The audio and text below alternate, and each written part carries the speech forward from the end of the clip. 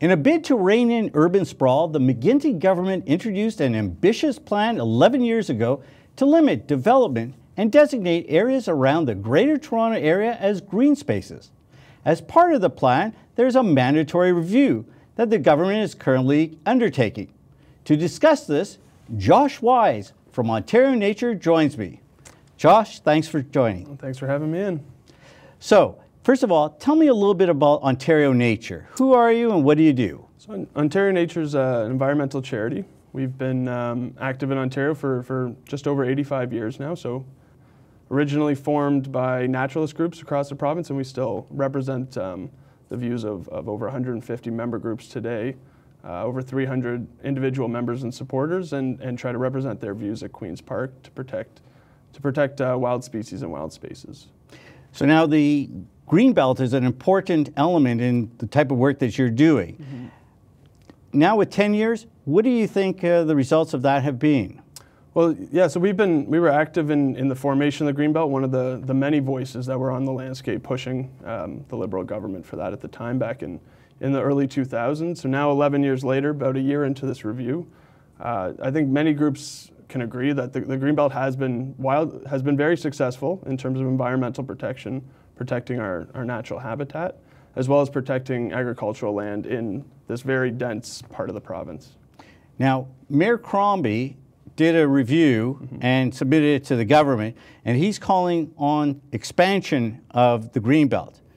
And I know that a number of developers are very much opposed to that because they say it promotes leapfrog development, and given the number of people that are coming into the Greater Toronto Area, there's not enough area for housing. Mm-hmm. How do you respond? Yeah, so we were very happy to see Mayor Crombie's and the entire advisory panel put forward some recommendations that did indicate their desire for the Greenbelt to grow. And it is in response to that type of leapfrogging development. So Greenbelt was originally designed to curb urban sprawl, to keep development in certain areas, promote higher intensification, higher density in our existing urban areas, and to protect the landscape, the agricultural and natural landscape. So we've now seen 10 years out that areas like Simcoe County, Brant County, they're starting to see some of the same pattern of urban sprawl, of low density, kind of car-dependent development. And local groups from those areas have been getting in touch with Ontario Nature, with many other groups within the Ontario Greenbelt Alliance, and calling for growth within some pretty important areas that protect the groundwater and the drinking water of those communities. So why is it so important that we protect these green areas that you're obviously very concerned about? Yeah, so Ontario Nature is very active in terms of trying to protect biodiversity, keep biodiversity on the landscape. So making sure that there's forests, there's wetlands, there's streams and rivers for animals and plants to live in this region.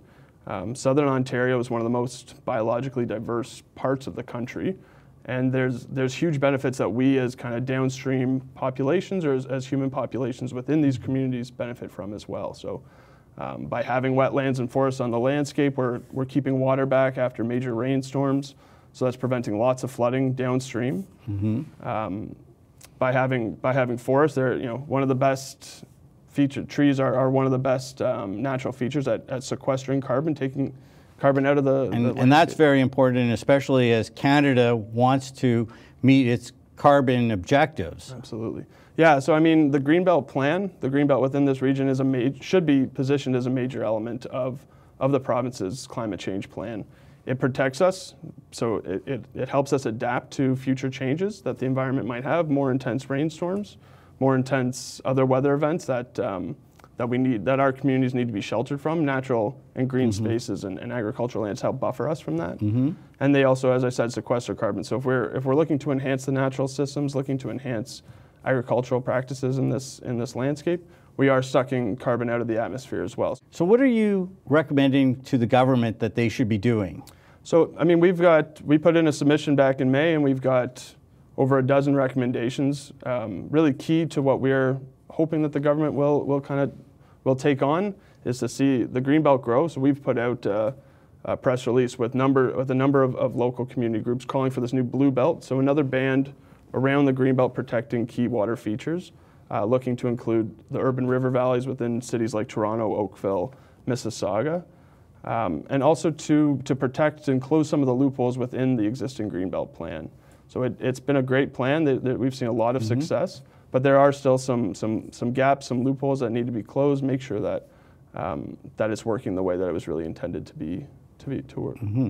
And besides the Greenbelt, your organization is involved in a number of other areas, including endangered species advocacy and things like that.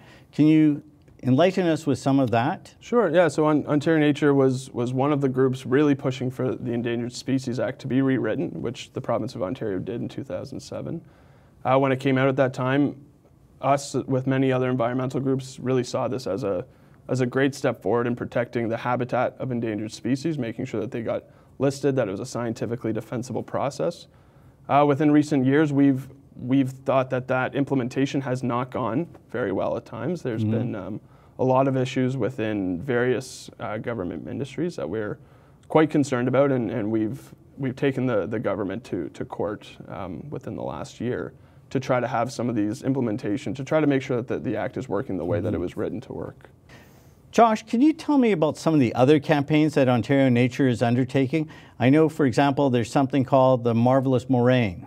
Yeah, so we created a website with partners, other environmental partners, so Storm, Save the Oak Ridge Moraine Coalition, EcoSpark, and Earth Roots. We've been working with them throughout this whole Greenbelt review, but kind of at the onset, and most of our roots are in terms, as a collaborative, we're in protecting the Oak Ridges Moraine. So 160-kilometer feature, it's kind of the backbone, the ecological jewel of the Greenbelt. So we launched a website, marvelousmoraine.ca. Shows many of the highlights of what makes the moraine such a unique feature in terms of how it protects our water sources.